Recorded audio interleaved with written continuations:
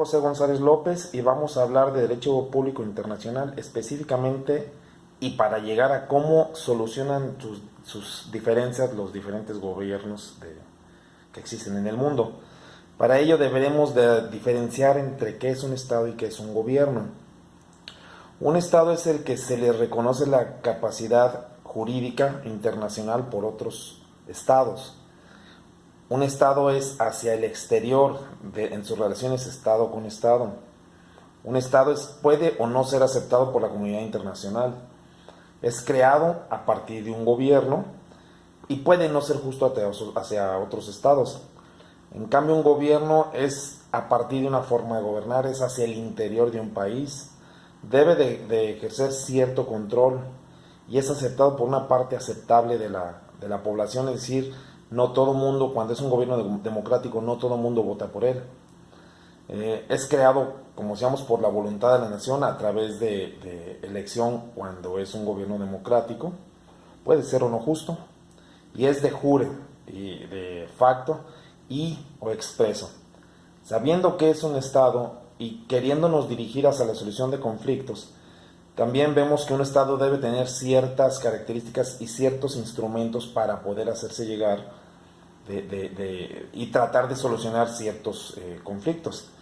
Para eso un Estado, pues los órganos que lo conforman, está para empezar el jefe de Estado o el presidente en este caso, quien tiene la autoridad máxima de un gobierno.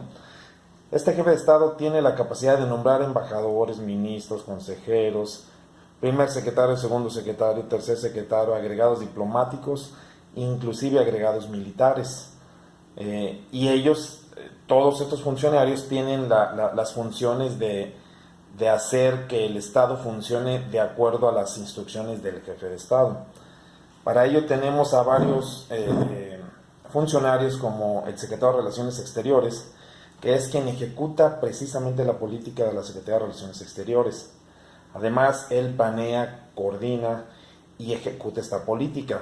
Apoya al presidente de la República como su canciller, representa al presidente de la República en juicios de constitucionalidad y aprueba los programas de la propia Secretaría de Relaciones Exteriores. Él mismo, este secretario, conduce la política exterior del país, claro, a través del ordenamiento que le da el presidente de la República, a través del diálogo con los diferentes estados, de la cooperación, la promoción económica, turística, comercial, médica, etcétera, con la atención de los mexicanos en el extranjero. Además, coordina la actuación del gobierno en el extranjero, dirige el servicio exterior mexicano, cobra los derechos consulares, ejerce funciones notariales en el extranjero, coadyuva en la promoción comercial y turística, como decíamos hace un momento, capacita y guarda el uso del gran sello de la nación. Pero no solo para ello, el propio secretario se hace de los servicios de diferentes diplomáticos. En este caso, los agentes diplomáticos, que son los que lo apoyan, son un agente diplomático son los que representan al Estado ante otros estados u organizaciones. Protege los intereses del Estado acreditante, en este caso sería México. Negocia con el gobierno del Estado receptor donde ellos hagan presencia. Fomenta las relaciones amistosas entre los estados, como con la mayoría de los estados con que México tiene tratados. Tiene inmunidad diplomática, excepto en algunos casos comerciales e inmobiliarios, cuando los agentes diplomáticos actúan por su cuenta. También hay agentes consulares.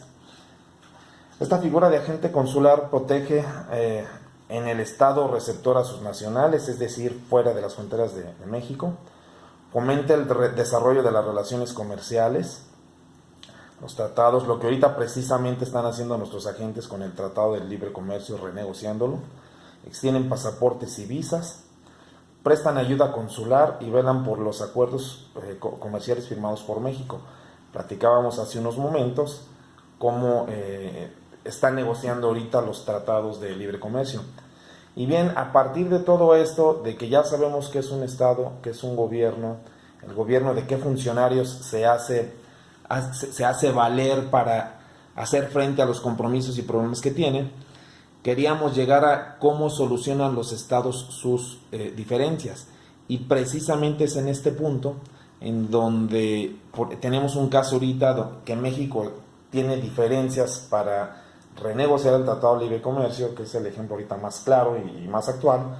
Entonces hay gente de la Secretaría de Relaciones Exteriores, precisamente el canciller Videgaray es el que está a la cabeza de todas estas negociaciones junto con los secretarios de Comercio principalmente, una serie de agentes diplomáticos y agentes consulares, expertos en la materia, que están negociando cómo solucionar los conflictos que existen actualmente entre México y Estados Unidos, principalmente los conflictos arancelarios. Están tratando de negociar sin dejar fuera los logros que ya se han... el presidente lo que quiere es que se negocie sin dejar fuera los logros que ya obtuvo México, no ceder en eso y no desproteger a algunos sectores de la producción para proteger a otros que en su momento no estaban desprotegidos, que no estaban protegidos o que querrían una mejor tasa arancelaria. En este caso, precisamente lo que se va a negociar en esta primera ronda de negociaciones es no desproteger a los que ya ahorita tienen unas tasas arancelarias favorables, y es lo que se va a tratar de mantener. Pero también hay otro tipo de negociaciones. Este es el caso más claro en la actualidad, pero también se manejan negociaciones en otros niveles, en países. Ahorita también un claro ejemplo es el tema de las amenazas hechas entre Corea del Norte y Estados Unidos, en donde la diplomacia va a tener que actuar en su máxima expresión para tratar de que esas amenazas no lleguen a cumplirse debido al conflicto internacional que esto generaría.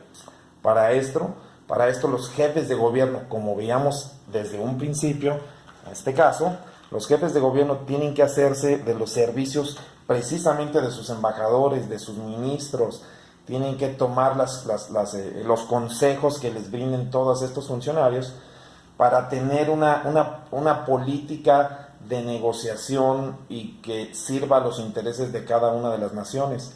También intervienen otros estados en este tipo de conflictos. En el caso de este conflicto que existe actualmente, necesariamente tendrá que intervenir China para mediar en el conflicto. China tiene muchos intereses económicos en Corea del Norte y es por eso que quizás hasta ahora se ha mantenido al margen. Pero si llegara este conflicto a generar una guerra, no solo va a perder sus bases estratégicas económicas que tiene, no estratégicas, pero sí muy fuertes que tiene con Corea del Norte, va a perder también la de los Estados Unidos, que allí, como sabemos, el comercio con Estados Unidos es 4 o 5 veces más que el que tiene propiamente con México. Entonces, se tendrán que hacer ambas naciones de sus cancilleres para llegar a estas negociaciones, incluido China, incluido también Rusia, que también tiene en este conflicto tiene interés, dado que no quiere tener tan cerca de ellos a bases militares de Estados Unidos.